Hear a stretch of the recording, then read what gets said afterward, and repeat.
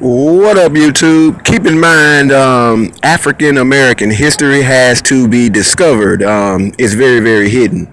Um, I'm standing at a memorial made for black soldiers. I've never seen this in a history book.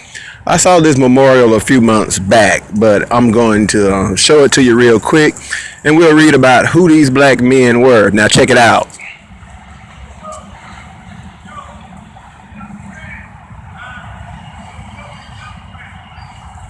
Okay, we clearly see that this is a black memorial, and this is actually a church.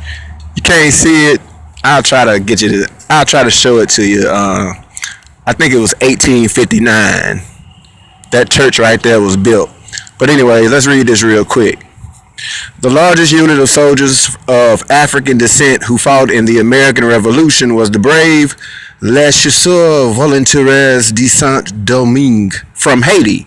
These regiments consisted of free men who volunteered for a campaign to capture Savannah from the British in 1779. Their sacrifices remind us that men of African descent were also present on many other battlefields during the American Revolution. So we are literally, sacrificing for a country that is basically telling us you ain't never done nothing for us. Unless you can find it sitting out at random spaces in America, you ain't never done nothing for us.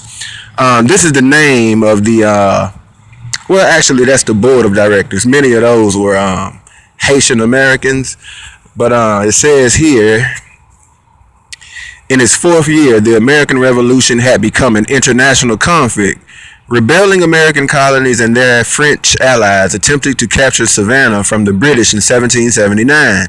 Haitian soldiers of African descent were part of the Allied forces. Following the battle, many of these Haitians were diverted to other military duties, returning to their homes years later, if at all.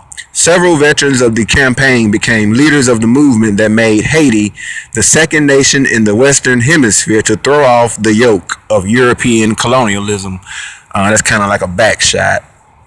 And it says, this is more of the names of the people. Go all the way around. Acknowledgements of many of their names. And the Battle of Savannah, October 9th, 1779. They fought alongside the American army of General Benjamin Lincoln. Distinguishing themselves by their bravery as part of the reserve, they provided cover during the retreat of the Americans and French allies, saving many lives by deterring a fierce counterattack of defending British troops.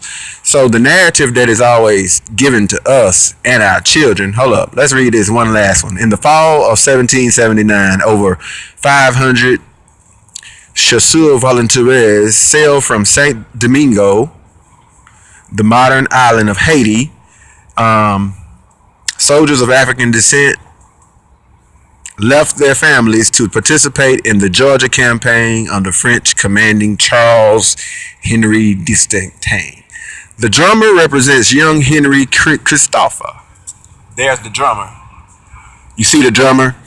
He represents young Henry Christopher, who participated in the October 9th, 1779 Battle of Savannah. Christopher later became a leader in the struggle for Haitian independence from French colonial rule, ending in 1804. A commander of the Haitian army, he became King of Haiti, being among the first heads of state of African descent in the Western Hemisphere. Hidden history.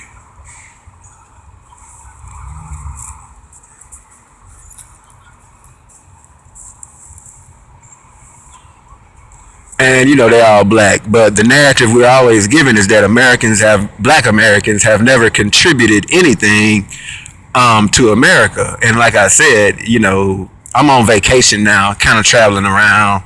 I know a female in this area. I'm spending a little time with her, but we were down here Saturday and I seen it, but me and her were kind of dating, so I didn't bother to record it then. But I said to myself, I'm gonna come back and record it.